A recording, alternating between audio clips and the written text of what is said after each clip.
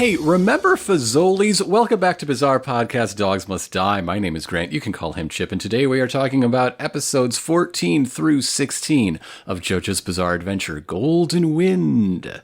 Yeah, this stretch of episodes here is, once we started part 5, I was just like, I forget when it happens, but I wonder when we get to this part, and we're finally here. This is the sort of stuff that's exactly what I wish we had more time for. When I was talking about, like, last week, the big problem I had with how much time everyone gets solo is because it takes away from time remaining for them to be a team. Mm-hmm. We've got, like, hot swapping in the fight. Yeah. A really fun dynamic adventure here. I really like this whole thing we're about to talk about. Oh yeah. So, starting out with episode 14 here, Express Train to Florence. Or Express Train to Firenze. Yes. Like, depending on what source you're looking at, a lot of the Italian may or may not be, translated. Roma versus Rome, Firenze, Florence, Turin, Torino. It's all the same thing. Trust me, it's fine. Yeah. So everybody's in a van somehow. This gigantic van, bigger on the inside a little bit. It is 3 captain's chairs wide. Yeah, this is like the comfiest looking van I've seen. There is room for multiple people to lay down on the floor and take a nap. I mean, I guess it helps when you're the size of the current JoJo protagonists, but still. And by everyone, I mean the 7 of them, right? Yeah. Our 6 Passione crew members and Trish, all carpooling. They've got the key from the previous episode still, and Narancia's just taking a look at the gem of the key here that's set inside. And he tosses it up to Abakio, who fumbles it, and it lands on his wrist, the wrist that is still healing from its reattachment surgery. Yes, and you can see it's been reattached with a zipper from Zipper Man. Handy, very handy. But it still stings like hell. Yeah, but yeah, they pick the key back up, and inside the gem set in the key here, there is a message inside. Like laser inscribed on this gem. This is not, Passione is not a mafia. It is an ARG. Yeah. Oh man, just waiting for them to get like phone calls where they have to realize it's Morse code and they gotta transcribe that and all the usual ARG tricks. If the boss has time to do all this, the boss has time to just get his daughter. What is your problem? Yeah. So according to this inscription, they have to take the key to a turtle that's inside a drinking fountain at a particular train platform in Naples, their home base, and then they're supposed to get on a train to Venice. Mm-hmm. But the way to get to Venice is through Firenze, so. Yeah. And just keep in mind, this key is supposed to be to a method of transportation that will, like, safely get them there, too. A way to move without being seen.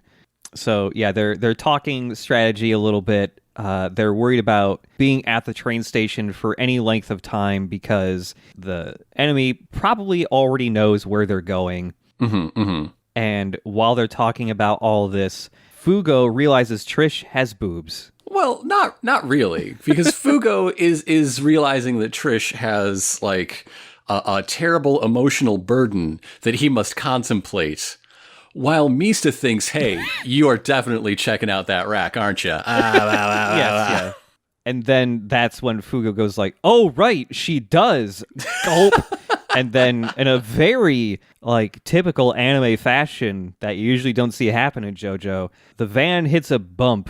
And, oh no, someone's is careening right into her boobs, and she's just confused. Yeah, Fugo gets knocked into the knockers, and very comically, and Mista calls them her, quote, jaunty jiggle sacks, while apologizing on Fugo's behalf.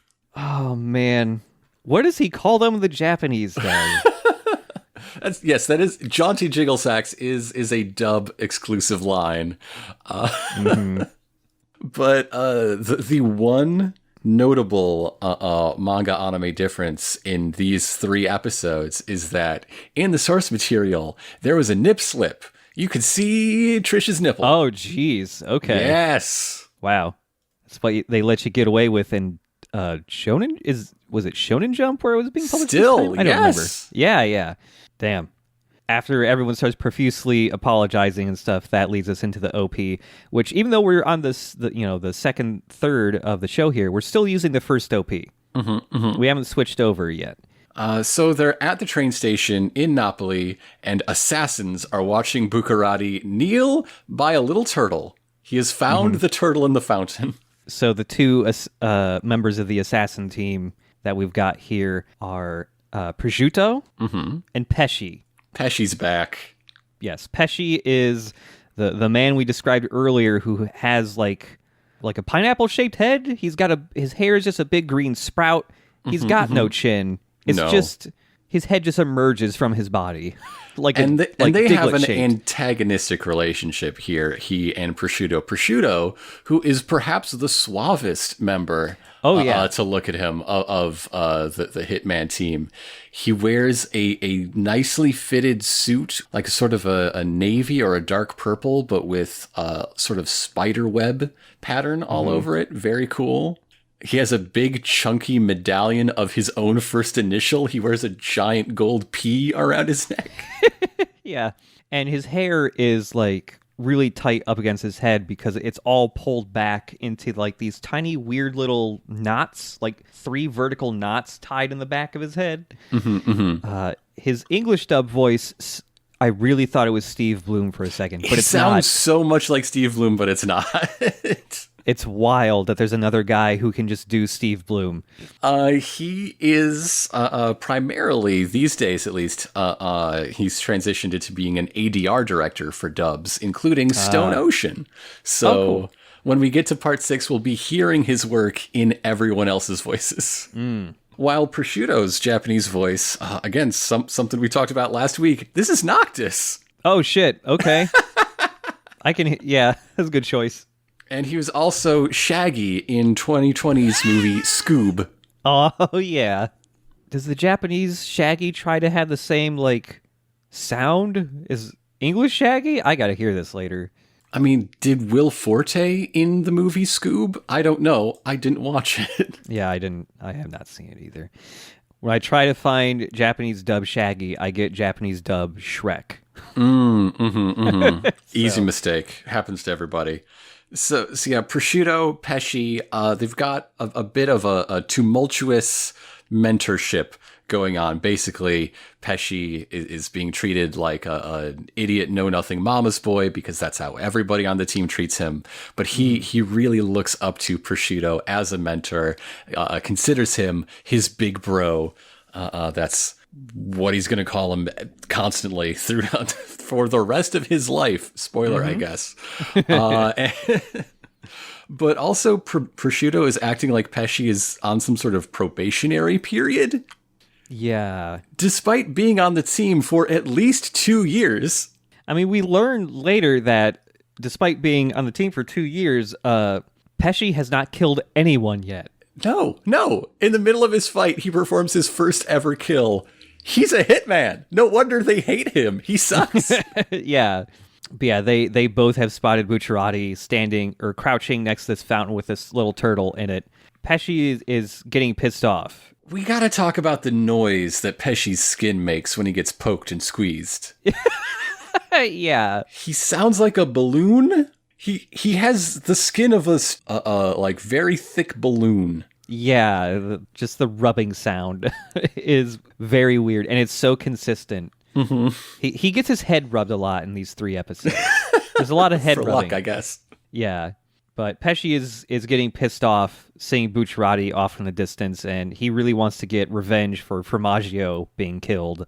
Prosciutto here is being the reasonable, the word of reason here. He's frequently, throughout these 3 episodes, mentoring Pesci on what actions not to do because they make you weak. He's all about the mindset of the proper killer. And the proper killer doesn't say, I'm going to kill you. The proper killer just kills people. Yeah. Because by the time you form the thought in your head, the deed is already done. Whoa. Whoa. Meanwhile, Bruno is very confused by this key because there is a hatch by the water fountain that has a keyhole, but the key doesn't fit it. And also, it's not even locked. You can just open it up and there's nothing in there. And Giorno from the train is like, hey, how about that keyhole? And Bruno's like, I tried that one already. That fucking sucks. Nothing works. It's all dumb and bad. Bruno's starting to sweat because it's almost time for the train to leave. And Prosciutto is slowly approaching from behind. They don't even realize he's there yet. They're all out of locks, and the key doesn't fit into fucking any of them until Bruno is just like, wait a minute. The turtle. What if I put the key in the turtle? And he looks closer at the turtle, and there is a indentation in the turtle's shell where you can just perfectly lay the key inside of it. You could just lay the key down like flat lengthwise, much like it was embedded in the pavement at, the house of the tragic poet. Mm-hmm. But it's a turtle. It's the shell of a turtle. It grew this way. This turtle was born to hold this key. And so Bruno picks up this turtle and dashes into the train before Prosciutto can reach him. And as Prosciutto runs into the train, Bruno is just vanished. Yeah, he's clutching this tight like he's a tight end taking the option and rushes into the train completely unnoticed somehow. Yeah. Prosciutto follows him and then he sees Pesci in the train car that Bruno ran into and he's like, hey, did you see him? See who? I mean, the zipper zone, right? It's obviously the zipper zone. It's got to be the zipper zone. Pesci is very adamant, like, fucking no one came in here, and Prosciutto does not buy that because Pesci is dumb. And while they're talking, the turtle with the key inlaid in its shell is just slowly crawling behind them. And underneath a weird gap under this one specific train door that looks like it was made for turtles to crawl under. Also, it's a door that shouldn't have a gap. Like, yeah. this is a pre 9/11 manga, let me tell you. Oh yeah. Prosciutto and Pesci are left with the choice, like, okay, did he fake us out? Are they not on the train? And Prosciutto follows his gut that says no, they're definitely on this train.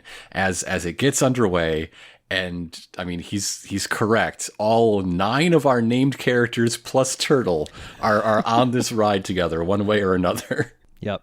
So trains, back in Stardust Crusaders, the one safe method of travel where nothing bad ever happened. Yeah, trains were safe. It is time to fix that oversight. Oh, this is going to be a bad train to be on. So as the train starts moving, Prosciutto is staring at this door that's got a weird gap built into it, because it's not like a normal door where there's just a gap all the way through. It's like only like the center part of the door has this gap built in. It's to the conductor's booth, and obviously the conductor has a cat. It likes to come and go. Oh, yeah. Sometimes there's train conductor cats. Like gets the rats and whatever. You don't want rats on your train car. Prosciutto doesn't want to open the door. He's being very cautious, so he orders Pesci to use his stand to scope the room out. And his stand is named Beach Boy. Beach Boy, or as it's localized, Fisherman. Because his stand is a fishing rod that he can just materialize out of his hand. It's a super cool fishing rod, though. Yeah. The reel is like a little angry animal skull.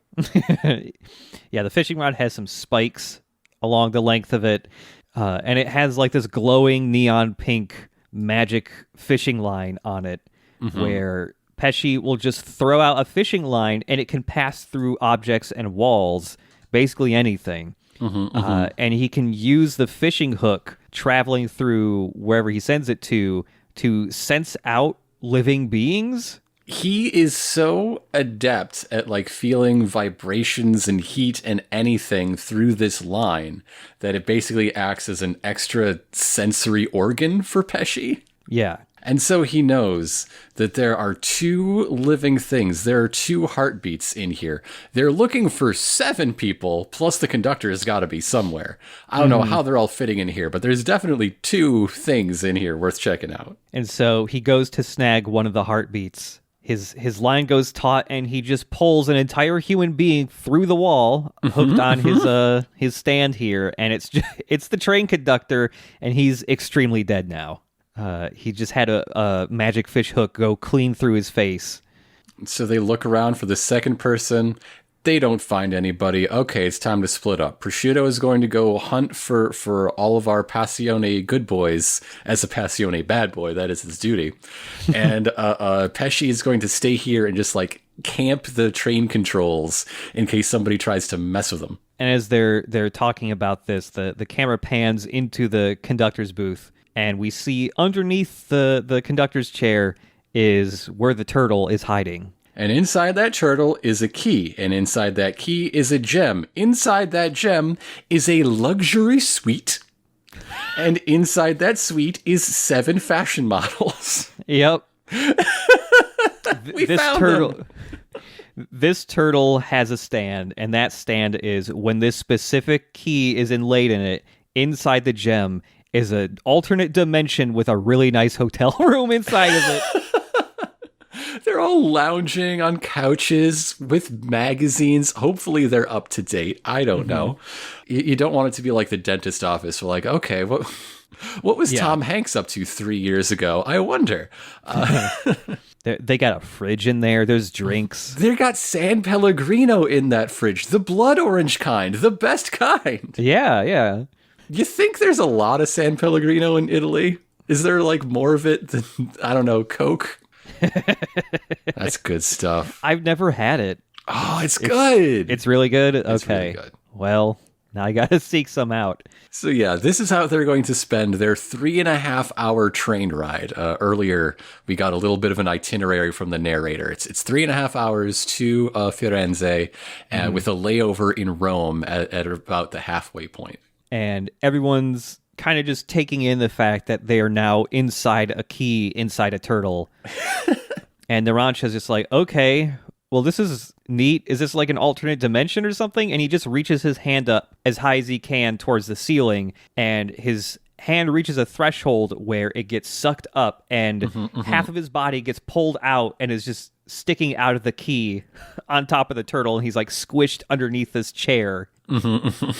They can like read the inscription carved into the key gem if they look up, right? Yeah. If they can read backwards, at least. And then Narancia says, this turtle is like a spaceship. And by the way, I don't think this turtle stand ever gets named in the show, but the turtle stand is named Mr. President. Yes. Yes, it is. And the turtle's name, if I remember correctly, is named Coco Jumbo. Coco Jumbo is a song by a German Eurodance group named Mr. President. Yeah. And about 6 or 7 months after this turtle first appeared in the manga, they put out a song called JoJo Action. Oh, shit. I didn't know that. And you'd think that might be a causal thing, like, we got reference, let's reference them back. You would be wrong. What? Because again, in a part 3 callback, this is a character and stand that were not named until the year 2000 published art book. Oh my God. JoJo A Go-Go or whatever it was called. Oh my God. By the way, the localized name of Coco Jumbo is Coco Large. Like almost like Coco Large better. Coco Large is so good because he's just a little turtle. Yeah, he's a normal sized turtle. Like there's nothing else weird about this guy except that he's got a key-shaped indentation in his shell. Coco Large should be Susie Q's very big turtle. Yes. And Coco Small should be Josuke's fountain turtle. And Coco Jumbo is Coco Medium. I like that the last 3 JoJo parts have had a maybe not key, but a very noticeable turtle. Well, this one is key. You cannot get more key than this particular turtle. Yeah. By the way, I just realized that the turtle also has a voice actor because sometimes the turtle makes turtle noises, and someone had to do that.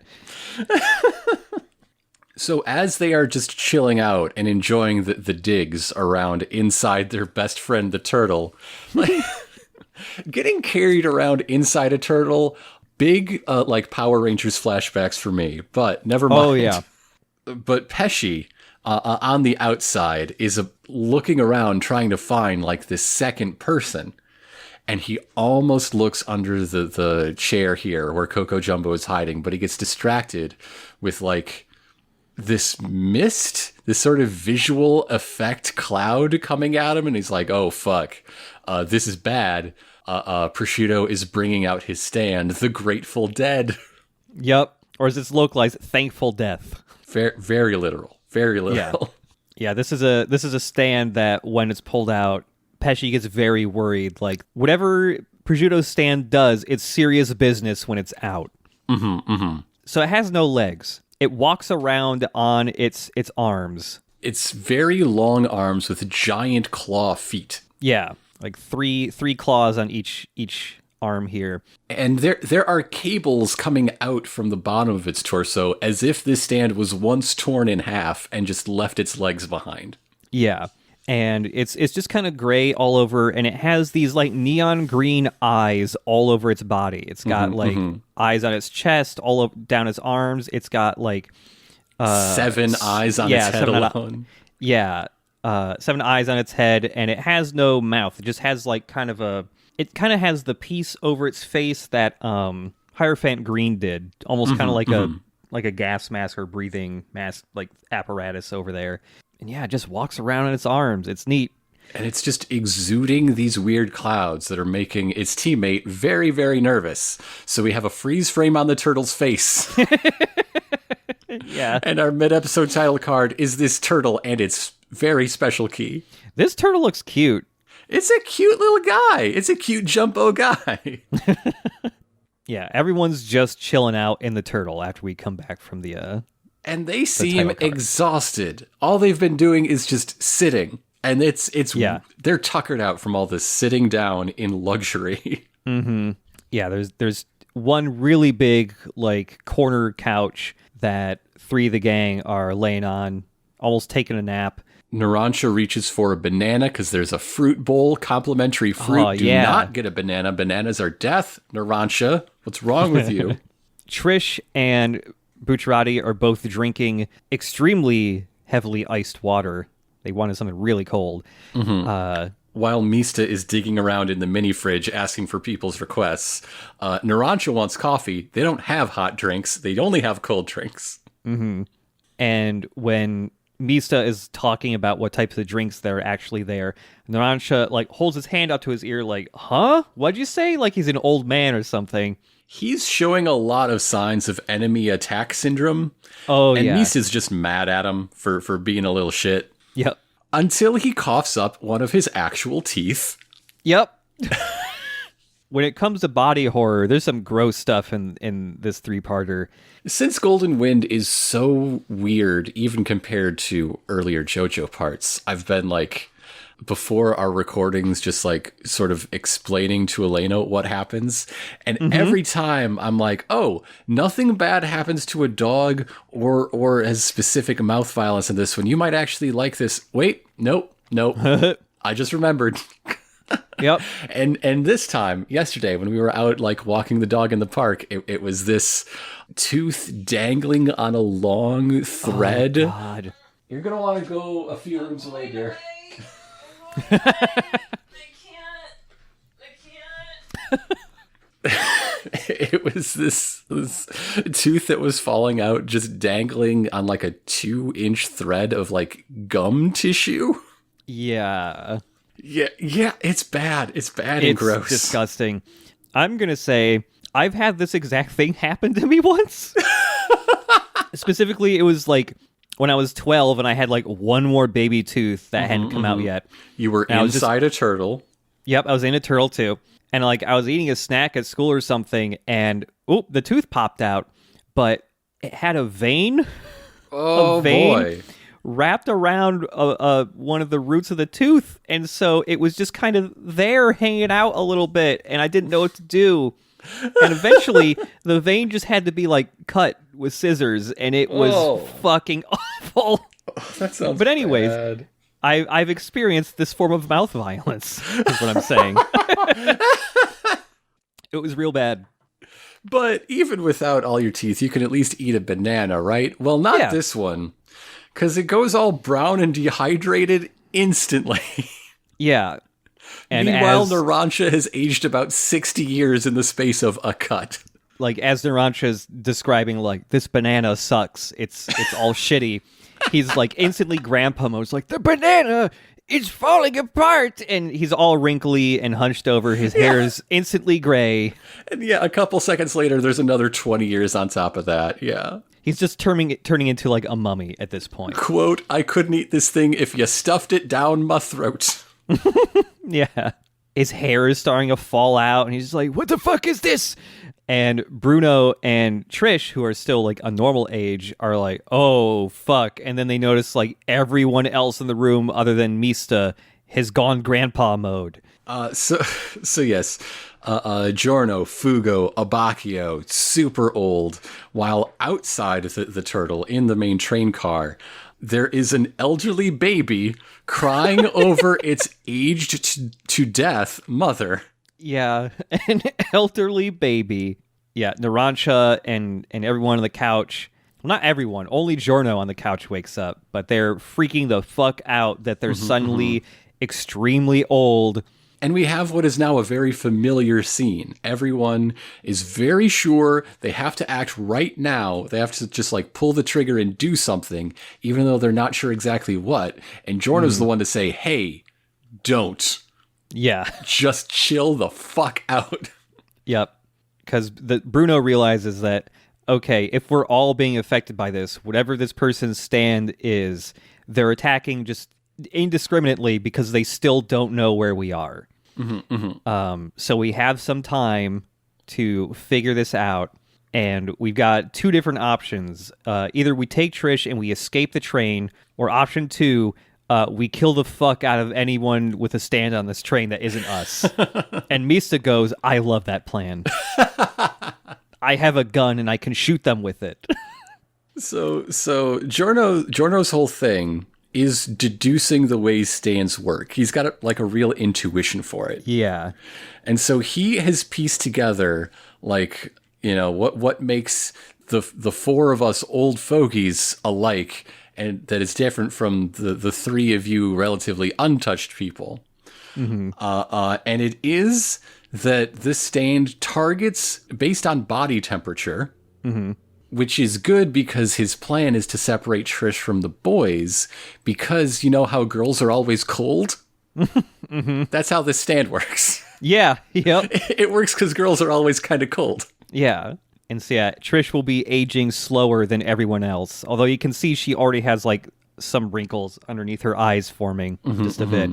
The reason why Bruno and Mista haven't aged as much is because they were drinking cold drinks. And again, Mista had, like, his face in the mini fridge when this attack started. Yep. Trish proves that this is the case by, like, taking an ice cube out of her drink and putting it up to Narancia's eyebrow, and there's just, like, a 3-inch radius where he's young again. Yeah. This is like, the point when Trish actually starts to, like, speak up. Yes. And, like, slowly start to become a character here, because she's contributing to this a bit now. It's this moment, the sort of stinger on the end of the last episode we're talking about, and nothing in between. But hey, neither does Fugo, neither does Abacchio. We don't see Giorno again after this part, really. Yeah, they're just old. It's a big cast. It happens. Yep.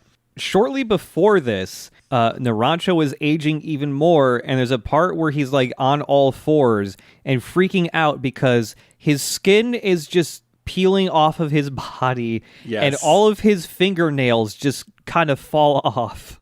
He's gotten so old that his blood doesn't flow into his hands anymore, and they're just dead. His hands have died. Yes, yeah, it's like okay, this is a better way to describe it. His skin just starts splintering off like wood. It's so gross.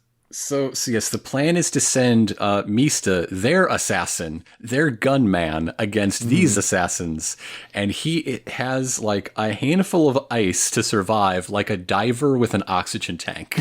Yeah. There's barely any ice left in the fridge because they kind of drank a bunch of it and it's melted already. So he's got like 2 ice cubes worth of time. So he pops out of the turtle, gets real big, and is faced with his first great temptation, an air conditioning unit inside the conductor's cubicle. And he's like, oh, this is almost certainly a trap, but it might be worth it to save my friends. So he pushes that button, and inside that button is a magic fish hook. Yep. And like right before he pushes the button, you see Pesci in a different car, like where the bar is, and he is just munching on multiple cubes of ice so that he also doesn't age, because he's not immune to this, to prosciutto's stand. And he's just like tapping his finger, basically just going like, man, I really hope somebody touches that air conditioning button. So yeah, the fish hook doesn't just like pierce his finger like, you know, an unlucky person gone fishing might have happened to them. Happens all the time. Happens every single day somewhere in the world. No, it goes through his finger and up his hand, and you can see it in like a raised patch of skin on the back of his hand. Oh, it's gross. And that's the cliffhanger. At this point, Mista realizes this wouldn't make anyone old. There's 2 stand users out here. I'm outnumbered. Blah. And that's the end of the episode. And the ending credit sequence here, it has been updated. It's the same song. Yes. But now it starts like with in a desert wasteland with a single plant growing and becoming huge. And then once, you know, that grows big enough to like do a screen wipe, it transitions to what is essentially a vertical version of the previous ending. Just still shots of all of our boys and Trish and their stands panning. Yeah, it's kind of like the ending to part 2, actually. The vertical scrolling with all the characters, yeah. And then it ends with like a stone carving, like bas relief of everyone and their stands. Yeah. That's fun. I like that. Yeah, it's cool. So yes, Episodio Quindici, The Grateful Dead, Part 1. Which starts with basically a full episode recap of Episodio Quattordici, instead of just like the cliffhanger bits, right into the OP. And now, back in the new stuff, Pesci has no idea who he's got hooked, but he does know it is an adult man who weighs 68 kilograms, which is 150 pounds. Yeah. Pesci stands up on top of the cafe table here, so that he can reel this person in better. And as he stands up on top of that, you can see everyone else in the little food car here is just like a mummy. All their teeth have fallen out. They're just super dead. And now the hook has gone up Mista's hand, up his arm to his shoulder, and his sweater is so tight. Yeah, this dude... Like, it is so tight that it almost... There's no way it can be anything but body paint, honestly. Right? Like, he painted this sweater on himself. Vacuum-formed to his skin, because you see every bit of this hook and the line from shoulder to finger. Mm-hmm. So of course, what's this boy to do when something's got him grabbed? He's gonna shoot it. You know that part in the 23rd episode of Evangelion when Unit Zero tries to shoot the 16th angel? Mm-hmm. Mm-hmm. Anyway, it works about as well, which is to say it doesn't do shit. Yep. He shoots the fishing line, and the reverberations on the fishing line just go back at him. Mm-hmm, mm-hmm. And so he basically just shoots himself. And also, if this line can go through walls and doors, it goes through bullets.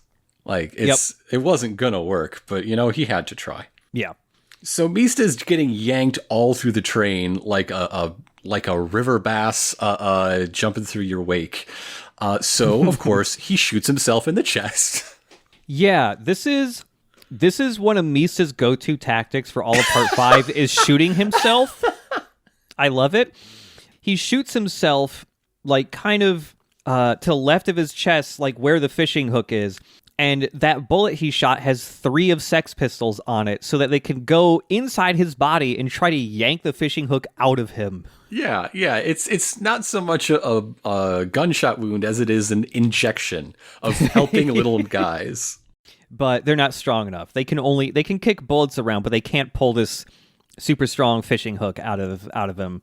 So he fires sort of blindly a couple more times. So now numbers 5 and 6 are careening through the train car to scout ahead. By this point, Pesci has realized that, I've got Mista on the line because I felt, a bullet hit my fishing line. He can tell that he fired off 2 more shots, and he's just like, that's no big fucking deal. You're just shooting blindly. You have no idea where I am. And as he goes to pull on Mista one more time, those 2 bullets fly through the door in front of him and partially smash the glass that he's got on the table that's full of ice cubes. Pesci's like, oh shit, he might have a plan here. And that is when more bullets come in with all 6 of Sex Pistols just like ricocheting these bullets between them to just destroy as much ice as possible and get rid of Pesci's little safe zone. And this makes Pesci freak out, and he just drops his stand and it disappears. Yeah, as he's lunging for some of the shattered ice to try to save it, he loses his grip, loses his focus, and so he loses Mista. I never noticed that number 7 is Yosemite Sam. Yeah, I was just looking at number 7 myself, and yeah. That voice, though. The voice, too. God, yeah, he does sound like Yosemite Sam a little. But I just love that Sex Pistols just kind of hover in front of Pesci's face and just fuck with them a bit. They're having a great time there. So Pesci is terrified, and he's just going to run away now. When he gets grabbed by one of these petrified mummy people, who he does not recognize, is his big bro Prosciutto. Yeah. I do. No one else would have hair like that. Yeah. But as this old man, who is clearly, Prosciutto, like falls off the table and grabs him, Pesci gets 2 of his fingers just shot off. Yeah, right in his casting hand, thanks to Sex Pistols. Yeah, or rather, one goes to the palm and one just shoots his pinky off. Yeah. And this is enough of like an advantage, a disability in his stand use for Mista to feel comfortable just like walking in the door. As he tips his hat and 6 bullets fall out into the revolver chambers perfectly. This is just a thing Mista does. He stores tons of shit in his hat, including bullets. I love whenever he reloads his gun by just dipping his head down and bullets just fall out of his hat perfectly into the chambers. It's so cool. It takes a lot of practice. Yep. There's a lot of bullets that have like fallen off the table and rolled into cracks and things in that restaurant where they hang out. Yeah. Actually, the first time we saw him do the hat reload trick was when he was fighting arts and crafts on the truck. Hanging on the side of the truck, yeah. And when he does that, some of the bullets actually do miss their mark a bit. So he's not perfect, but... Well, that was adverse conditions. Here, with no wind resistance, A+, perfect. And so he's walking straight up to Pesci, who is just begging on the floor. He doesn't want to die. And Mista is trying to get info from him on where the other stand user is.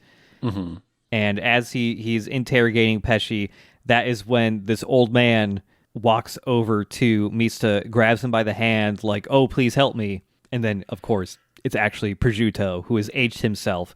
And now that he's got direct contact with Mista, he can age him like 100 years, like in a second. Yes. And this makes Mista say, quote, "My bullets are dying." Yeah. You see all the individual Sex Pistols just start falling down to the ground, and they just look like rotten bananas. And yeah, Mista just falls to the ground, a mummy with no strength to do anything.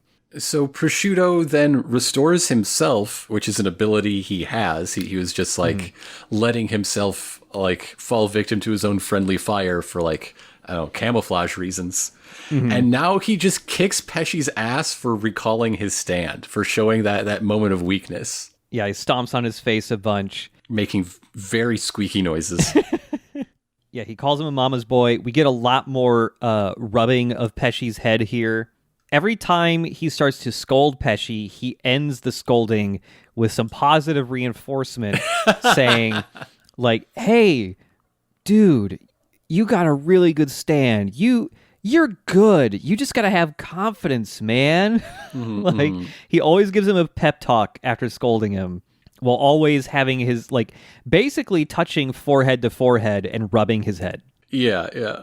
After all of that, he picks up Misa's gun and says, like, hey, this is what you got to be like. You got to be a stone cold motherfucker. And then he blasts Mista point blank in the head 3 times. 3 times. Big pool of blood.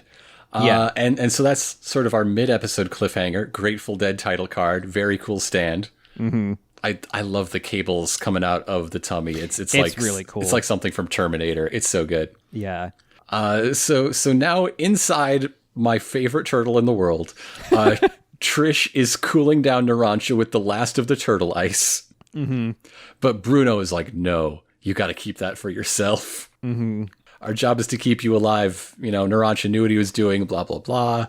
There is a big parallel between Bucciarati and Prosciutto in this episode. They both have a lot of commitment to their interpretation of like what it is to be in the mafia, to be in Passione. Yeah. But now I'm thinking, as like the flowers in this room die and the bananas turn to banana jerky, they don't have body heat. Yeah. What? Wait a minute. Giorno should have noticed that, and it would have really thrown him off, and his whole like theory would have been thrown to shit. I don't know why bananas count as having warmer body heat than a person. I don't know. But yeah, as all those things are withering and dying away inside the turtle, we get another shot of Mista, who is seemingly dead. He's got you can see his spirit leaving his body, as JoJo characters tend to do when they die. And now Prosciutto is searching the train more, searching for the rest of the people. He's gone back to the conductor's booth because he's sure that there is something weird going on in this room. And Pesci remembers he was about to check under that seat, but he got interrupted. So they look under the seat, and now the turtle has moved. But Prosciutto is not dissuaded. Prosciutto thinks this is a great victory because the turtle left behind turtle poop. Yeah. The jig is up. It's up. And also we can see, like, during this whole scene that Pesci has his pinky back. It's just wrapped up in bandages. Yeah, it's like this whole time Pesci was doubting himself, like, oh, I thought there was something on the chair, but there wasn't. I'm so stupid. I'm so dumb. And he gets another little pet talk and a nice little head rub. Prosciutto's compliments sound way more sinister than the straight up abuse. I forget what his compliments sound like. It's just very manipulative to me. I don't like it. I don't like it. Yeah. But yeah, Prosciutto determines, like, okay, things other than humans can have stands. So we clearly got some type of animal here. And also, like, this animal isn't dead yet. So it's got to be something that lives a long time, like a turtle. And so he starts punching at, like, random metal panels in this booth. And somehow this turtle got inside, like, behind this metal panel and closed the door behind him, essentially. I don't know how this turtle got here. I'm assuming Mista did that in an unseen moment. I don't know. Sure, yeah. And doesn't he also have a line like, oh, wow, this turtle's going to get old, but that's okay. Turtles live to be like 300. It's going to be fine. Yeah. Prosciutto uses his stand to bust open this metal panel where the turtle is hiding. And then they spot, hey, there's a key in there. Hey, there's a gem on that key. Hey, I can see tiny little people in there.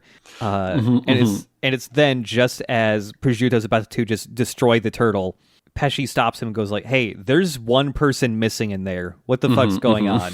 While Prosciutto is like really like living in the victory, celebrating maybe a little prematurely, quote, the boys are passing on to the big nursing home in the sky. Yeah. And with that revelation that, hey, there's one other person that should be in this turtle that's not, we cut back to Mista. Who is starting to mist Yep. No, that's nothing. That's terrible. But anyway, Sex Pistols number 5 is pushing the bullets out of his brain. Yeah. Mista is not dead yet. He is barely hanging on. He didn't get aged all the way to death because he had stored some ice under his hat. Storing ice in my hat was the best decision I ever made, he says. And yes, while the bullets did, injure him, they didn't really, they stopped short because Sex Pistols number 5 was in his hat and was able to react quick enough to stop the momentum of all 3 bullets before they penetrated his brain. And number 6 was sent along as a messenger to Bruno so that the people in the turtle know everything that he learned outside the turtle. Yep. And with that, there's a little bit of wind coming from coming into here, and the sound of a zipper. And Prosciutto is fucked. He doesn't know it yet, but he's dead. He's a dead man. Because the ceiling above them, that's where Bruno is hiding. Yeah, we see the zipper open up, and there's Sex Pistols number 6 hanging out on just kind of grabbing onto the side of Bruno's face, and he's got a little ice cube with him. Mm-hmm. Yeah, Prosciutto is shocked after he just barely dodges a punch from Zipper Man. 1, what the fuck, there's a guy in the ceiling, and 2, Mista isn't dead, I shot him 3 times in the brain.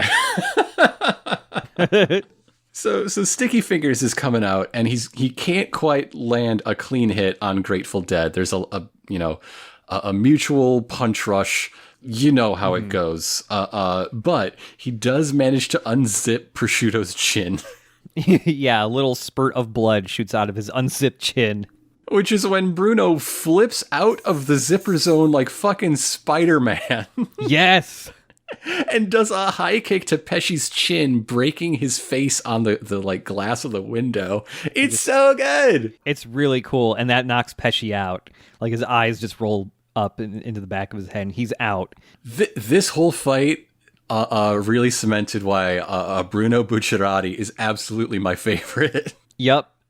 He does some cool-ass shit in this fight. Oh, you mean when he unzips his own head to dodge a punch? Yes! Yeah, because after he does that high kick to Pesci, he falls down to the floor, and he can't get up in time to dodge this punch, and so Prosciutto is just going in for the killing blow, and God, there's this cool-ass camera zoom as this punch is coming to just crush Bruno's face in, and an actual orchestra performed version of the Part 5 JoJo theme kicks in as he just zips his head in 2 right down the middle, and the punch just sails clean through. Which surprises Prosciutto, and so in that moment of reaction, it gives Bruno time to just slam him across the room. Yeah, this whole bit just looks so good. It's so cool. So yeah, if it's clear that if they just straight up punch it out from here, Bruno will win in the long run. It won't be easy, but he is overcoming. But Prosciutto's that ain't the kind of fight this is. You fucked up. You fucked up real bad because you're going so hard. You're fighting so fast. You must be really warming up, huh? Especially standing above this engine. Oh, it's toasty in here, big boy. And Bruno begins to age again, even with the ice cube from Sex Pistols number 6. He is just too warm. He's getting weaker, which is causing the unzipped parts of Prosciutto's body to zip back up. And so Prosciutto, now having the upper hand when you consider, active stand abilities in the equation, goes in to press the attack from his side, and he gets his arm grabbed, and Bruno's like, "Hey, asshole, I know it's hot in here. I did the JoJo move." JoJo's trick. It's JoJo's trick. Actually, you're owned, not me. It's so good. It's so good. So his plan all along was to show a moment of vulnerability, to go to this attack, to grab him so he could throw both of them bodily out of this train moving at 150 kilometers an hour. Yeah, so Zipper Man just unzips the whole side of the train because the wall and the floor of this conductor's booth are unzipped. They have the consistency of like cloth now, and because the train's going so yeah. fast, they're just flapping in the wind. It's flapping like a unzipped windbreaker, basically. So yeah, the plan is to just get him out of the train, kill him on the rocks, and which will restore everybody. And so then Pesci's going to be super outnumbered once all of the sleepy elderly boys are back in action. Yep. Prosciutto's just like, oh shit, uh-oh. And the episode ends in a cliffhanger of them just both falling out of the train. And Bruno's just got like this stone cold killer look on his face. Like he don't give a fuck that he's going to die too. He just wants to drag this dude to his death. It's dope. Bruno Bucciarati will drag you to hell because he knows the way. Episodio 16, The Grateful Dead, Part 2. Kicks off with the OP immediately. No recap, no cold open. Fuck you. So, Prosciutto is clinging to the zipper flap as the conductor turns to jelly. Yeah. The zipper is slowly zipping up to the point where it's like, Prosciutto's not going to have anything to grab onto. Yeah, his fingers it's going to pinch his fingers off, yeah. Yeah. This whole time, Bruno's just talking about having the resolve to do the shit that he does and staying true to his mission. So the zipper closes up all the way, and they just both go flying off the train. This is what I was talking about earlier, where like there's a parallel in dedication being drawn between these two, but what they're dedicated to is the important difference. Like Prosciutto is so invested in the theory of being a hitman and like your thoughts and your will, but Bruno's about that fucking praxis. He goes out and does the damn thing. Yeah. And so, yeah, they're both flying off the train. It looks like they're both just going to go splat on the side of the road here. But just before they do, Pesci wakes up, shouts like, "Big bro," and throws his fishing line out of the train and has his hook pierce Prosciutto's hand so that he gets like yanked up to the side of the train and doesn't fall to his death. While Bruno is saving himself by grabbing on Prosciutto's waist. So Pesci is holding both of them.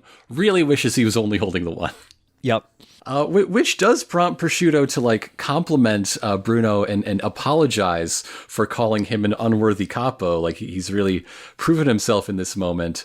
I mean, it's not much of an apology. It comes while kicking him in the mouth over and over again. Yeah. He's repeatedly kicking Bruno. Bruno goes in for a punch with Zipper Man, and he misses. And Prosciutto's like, "Aha, you're still way slower than me now. Don't forget that you're still getting older." And Bruno has done yet another JoJo's trick. JoJo's trick! He has actually punched the fishing line that is holding Prosciutto up to the train. Yes, so that if something happens to the line, it travels down the hook to whatever it's hooked into. And in this case, it transmits a zipper that opens up and releases the hook, and Prosciutto falls away, trailing down, again, 150 kilometers an hour. Very dangerous, very deadly. Yeah. And Sticky Fingers intentionally hooks its own hand, which then becomes Bruno's hand as the stand is recalled. Yeah, and as Prosciutto falls, the camera's real low to the ground for a shot, and you just see him fly towards the camera really fast, and you hear a splat. Like, you don't see it, you just hear it, but man, it sounds really brutal. And so yeah, Pesci is just like, "Oh man, I only got one person on the hook now. My bro must have kicked Bruno off. Wait a minute. This feels like a left hand. Yeah. I was hooked into a right hand a minute ago." He's so good at this. He's so sensitive.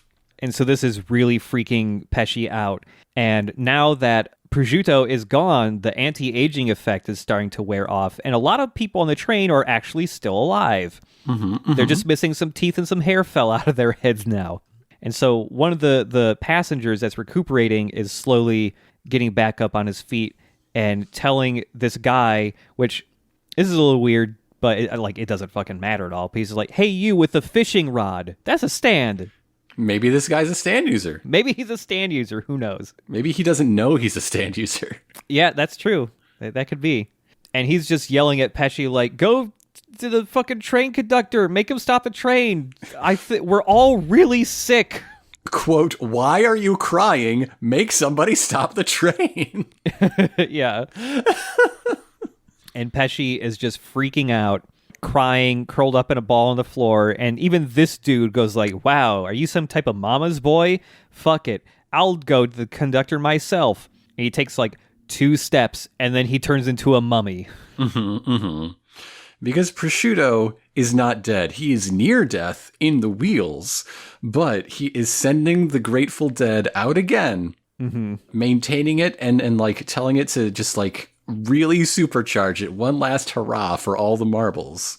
Prosciutto's just like all tangled up in like the undercarriage of the train, basically. He had one real lucky bounce off the ground, I guess. And Pesci is so moved by this dedication, by, embodying the advice he gave, like, no matter what, never, ever recall your stand in the middle of a fight. Yeah. So, yeah, he has a transformation. He has a personal moment of reflection. Like, there's an expectation that the put upon one, the guy in the evil crew who none of the other evil guys like, might be redeemable. Not here. Because he learns a very powerful lesson that maybe murder is really good and fun, and I should do it actively a lot. Yeah, he walks over to that guy who just turned into a mummy, but still alive, and he just steps on his neck and snaps it. And he's just like, wow, that was easy and fun. Again, First time he's killed someone. I mean, yep. you finally did it as a member of the Hitman team for who knows how many years. You think there's somebody in the Passione, like, accountant crew who hasn't done math this year? I don't. They would fire him or probably kill him. How did he get into the Hitman squad? There's got to be some, like, form of nepotism, or his dad, like, got him in. I don't know. They call for Maggio's stand useless, but he does successfully kill people. Yeah. They must have just brought him in because, like, wow, this fishing hook thing seems pretty dope if you would actually use it right. So yes, he's made his mind up. He's crossed that bloody Rubicon. Quote, "From now on, I'll be the pitiless Pesci of death, feared by all." Which is how I think of Joe, but never mind. And that brings us to a Beach Boy title card. I love Beach Boy. His title card has like a really psychedelic looking background on it. That's pretty cool. So yeah, back in the episode here, Prosciutto is still just hanging on by a thread. Pesci is getting ready to fuck everyone up real good. And Bruno is on top of the train with a hook in his hand that he doesn't want in there. Now that he's climbed up top, he doesn't need a lifeline. This is bad. We should get rid of it. So he unzips his hand to take the hook out, and it boops right back in. Yep. And so he's like unzips the hook again and does some breakdancing. Yeah. And like slices some of his limbs up into several like zipper slices in order to avoid this hook. But nothing he does works. It just boops right back in. Yeah, it's like, you know how oh wow, why can I not remember the boss's name right now? The boss Monsoon. in Metal Gear. You're thinking of Monsoon. Yeah, Monsoon. Monsoon in Metal Gear Rising, who just has his body in little floating slices. It's like that, but with zippers. It's so good. It's so good. Yeah. So no matter what he can do, Pesci is just too good with this hook, and always keeps finding him again and reeling him in. And the hook will keep like inching its way toward his heart because that's how Pesci is meant to have been killing people the whole time he wasn't killing people. Yep. Hooking their heart and yanking it bodily out of their chests. Bruno gets yanked off the top of the train. He's on the side. Hold up, I'm just searching Bruno gets yanked off. Never mind. Found some. Oh yeah, I bet. I'm pretty sure Bruno is one of the more popular JoJos, especially for the horny ones. The horny folks out there. He's just so dedicated to everything he does. Yeah. And if you put that in a different context, that is powerful stuff. Yeah, I could see it. So just before he goes flying, like smacks into a pole or something, he uses Zipperman to grab onto a single like bolt. Yes. On the outside of the train. That's some precision. That's some Star Platinum shit right there. And Pesci senses that, like, okay, he grabbed onto something. Well, I'm just going to yank the line straight up to make Bruno fly straight up. He almost smacks into a train crossing, like stoplight thing or whatever. We haven't mentioned, but this is the sort of train that is powered by overhead power cables. Yeah. And so Pesci is trying to slam him not only into the overhead power cables, but one of the like scaffolding trusses that maintains that whole system every once in a while. And just before he smacks into the scaffolding there, he grabs onto a zipper pulley that he has made on the top of the train and then just pulls it in a circle so that he could just climb back inside the train. And now that he's inside the train, but still with a fishing line stuck in him, he decides, okay, I got to find a way to escape this line because it's about to grab my heart and tear it into little shreds.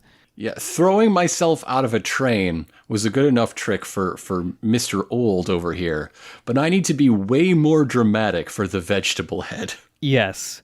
Oh, so he does something pretty crazy here. Yeah. And so Bruno says, I'm going to show him, like how determined I am to see my mission through, and does a Zipperman punch rush on the fishing line so that his entire body explodes into little unzipped chunks.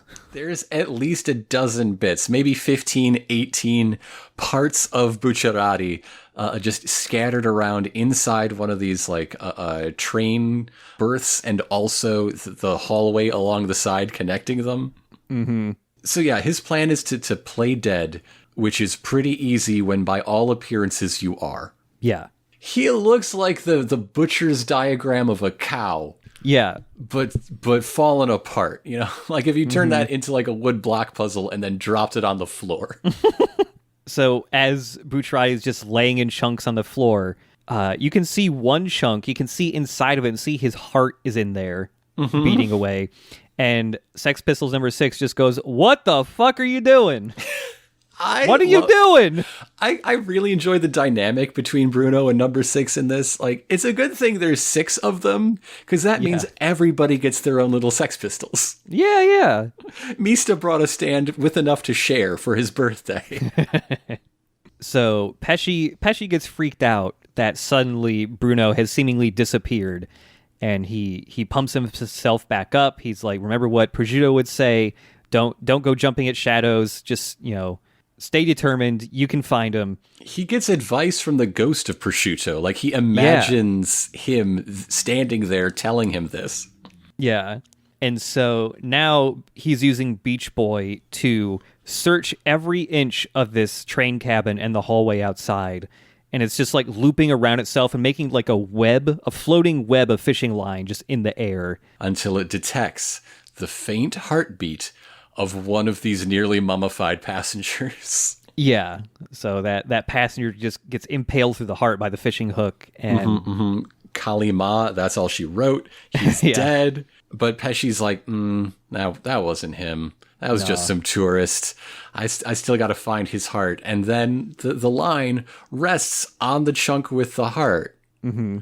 And he's found until Bruno decides to karate chop his own damn heart in half. Yeah. It's always a karate chop with these people. Yeah. I just love that no matter what setting or time period JoJo is set in, there's always at least one person whose survival tactic is to karate chop a part of their body off of themselves. And this isn't even like a finale or like a main villain. Yeah, because this is a combination of karate chopping your own goddamn head off and Jotaro squeezing his heart, giving himself a heart attack. Yes, yeah. It's both of them at once. Yep. Number 6 starts wondering out loud how long a person can live with their heart no longer beating. And after 129 episodes of JoJo's Bizarre Adventure, I have to say the answer is unclear. Yep. I don't know either. So Bruno is, just laying there. His eyes are starting to go blank. You can see the spirit mist start to lift off of his body. And this is right around the point where Pesci is like, okay, I can't sense a heartbeat anymore. He must have gone somewhere else. He recalls Beach Boy. And Bruno is safe to, put himself back together. But the problem is he's dying now. Yes, he does not have the strength. He's spent too long without a heartbeat. And little number 6 is trying to shove his chunks together, but he's not body strong chunks enough. are way bigger than bullets. Mm-hmm. And so Pesci has gone to the conductor's booth to try to stop the train. And he doesn't know how to do it, so he's just wildly kicking the controls until it works.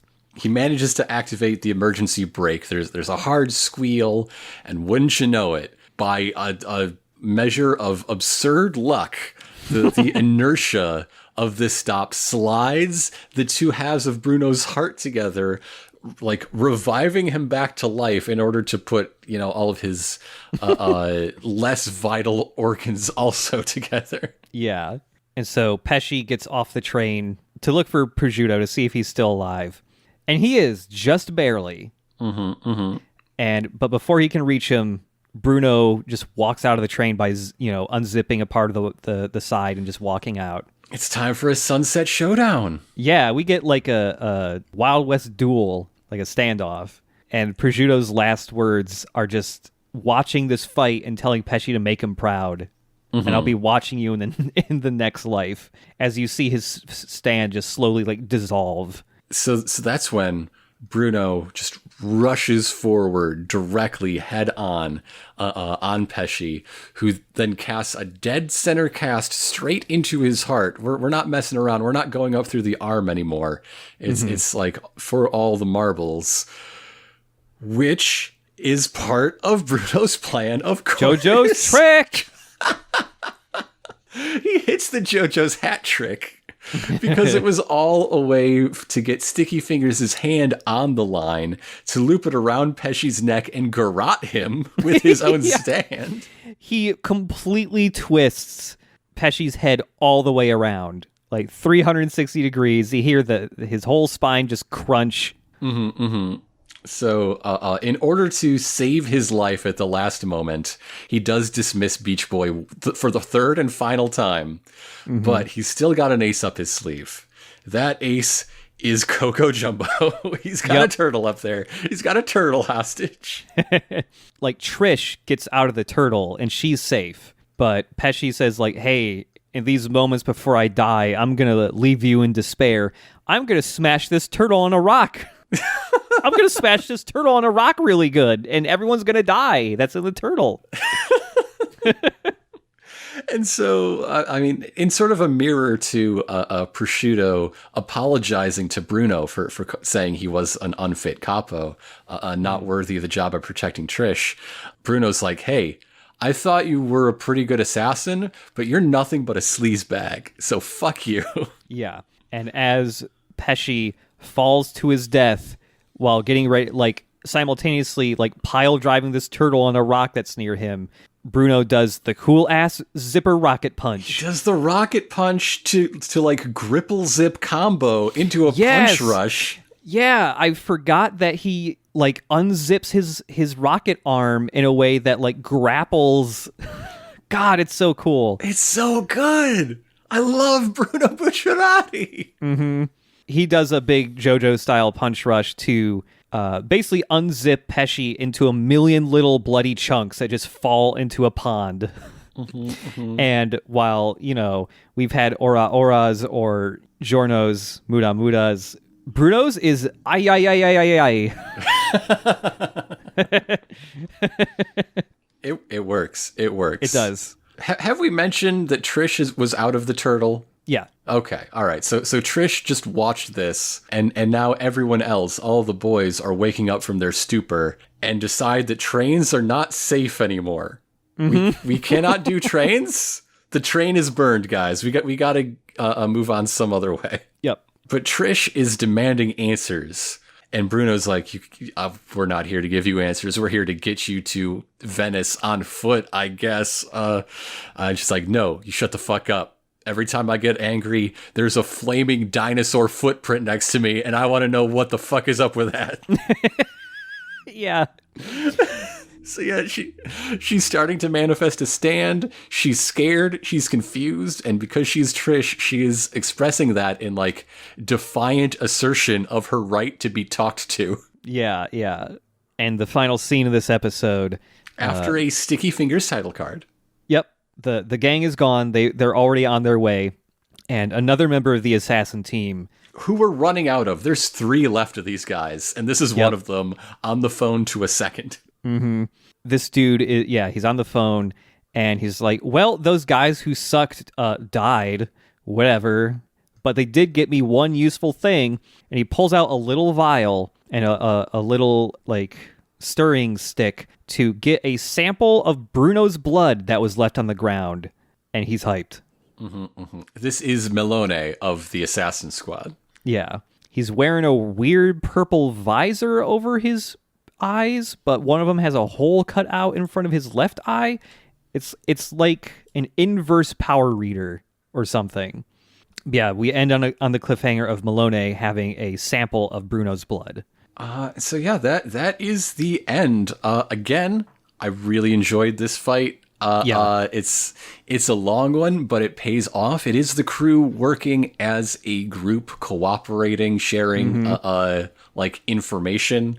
It's good. It's what I want is teamwork, and boy, I got it from hero and villain alike.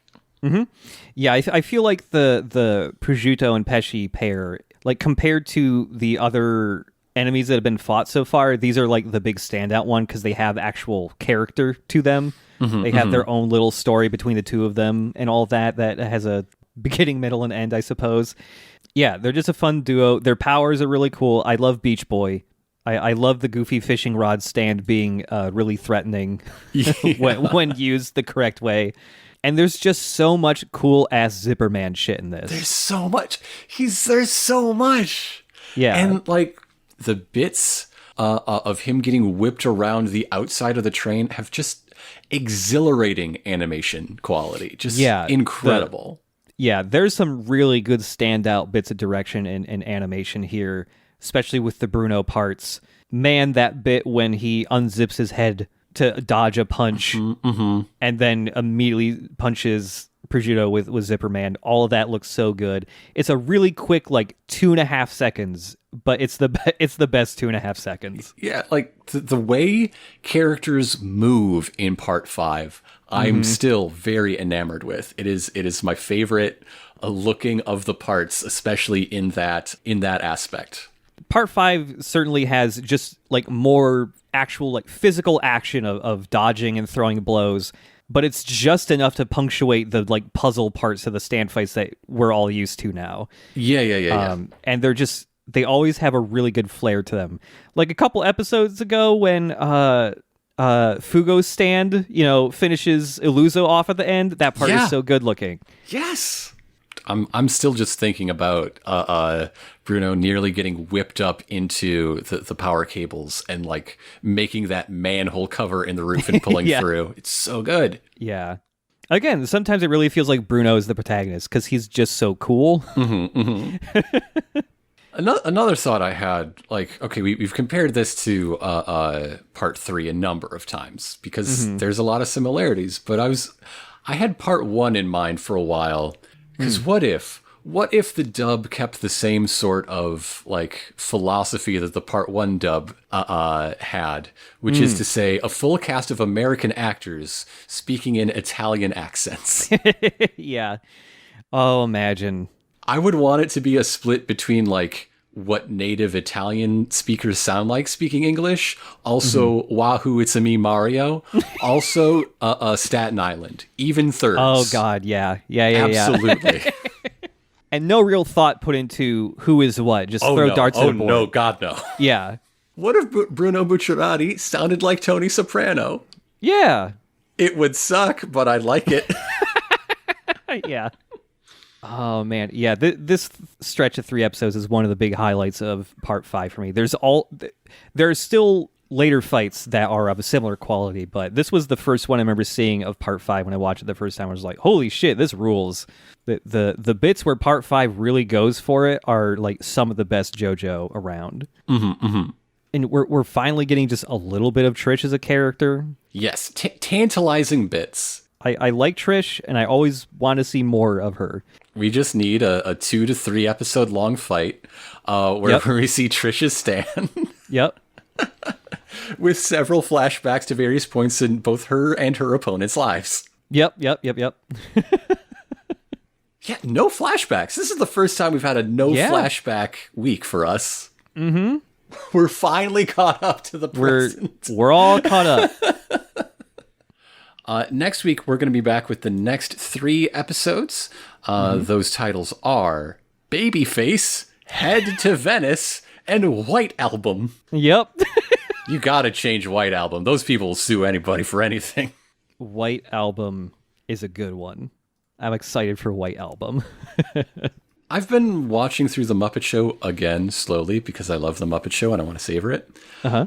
It's surprising how much Beatles music they have. And especially, like, relitigating the licensing. Like, it's one thing to put something on TV in the early 80s. It's another thing to put it on, like, a DVD release or on a streaming platform and to have to go through that process again, which is why in those releases there are always some things that are missing, like individual segments or whole episodes. But no, all the Beatles stuff is left alone, and I'm surprised by that. Wow. So you get to see Fozzie dressed as a farmer and everyone else as various flowers sing Good Day Sunshine. Oh, geez. Until the lights go out and they have to change songs because it wouldn't make sense anymore. I have never seen that much of The Muppet Show. Now that is actually a very bizarre show. My idea is that if the Muppets like never did anything but The Muppet Show, it would be remembered as this incredibly bizarre, like just weird experimental hippie shit that like every few years a new subgeneration would like rediscover and be like, what? This was on television? What was wrong with you people back then? But the fact that it has continued on, you know, movies and TV specials and other shows just being a pop culture brand insinuates it from that idea. Yeah. What is this thing, and why does he want to fuck a chicken so bad? That's like the only thing I knew about The Muppet Show is like the running joke of the Gonzo being into chickens. It starts with cows, actually. Oh, it starts with cows. Okay. Yeah. So, but like I know the chicken joke mainly from Jess informing me about the chicken joke after Gonzo like sees a chicken in Christmas Carol, goes like, He's got a type. Yeah. And sometimes he cheats on his girlfriend with other chickens. Oh my God. Chicken fucker. But yeah, we're just talking about Muppets now. So, thank you all for joining us. I would really appreciate it if y'all did a couple things. Why not tell somebody about this show? If you're here, hopefully you're having fun. Why not say why? Just talking about the show publicly to people, or just in general, is a way people find out about us. And let me give you a little hint. I've never paid a single dime for any advertising for this show, and I'm pretty sure you haven't either. So that's really the only way people find us, is organically and genuinely with like, just talk to people. Just talk to people. That's all I want. Do you know some people that are agonizingly waiting for the next chunk of Part 6 to be animated, which somehow isn't coming out until the fall this year? Maybe they like to hear someone else's viewpoint, JoJo. I don't know. Yeah. I think this is a fun way to revisit JoJo, even if you've seen it before. Or even if you haven't. I know since we started this show, people have been following along and just gotten into it after bouncing off of it or not being particularly interested previously. Let us hold your hand. If there's somebody out there who you want to get into JoJo, let us hold their hand. Let us be their listening buddy. It is an interesting thing how podcasts aren't really a conversation, but they can act like one, right? Yeah. So you've probably listened to a show where you've had a thought that you never shared that is shared by some person, or they speak to a point that is like tangent or intersecting with a thought you've had that lets you work it out more, even if, again, you've never spoken to this person you're listening to in your life. Yeah. And I think we've got a real like capability to being that for people. That is just one of the interesting things I find about this medium in general. Yeah, for sure. But yeah, until then, see you next week. To be continued.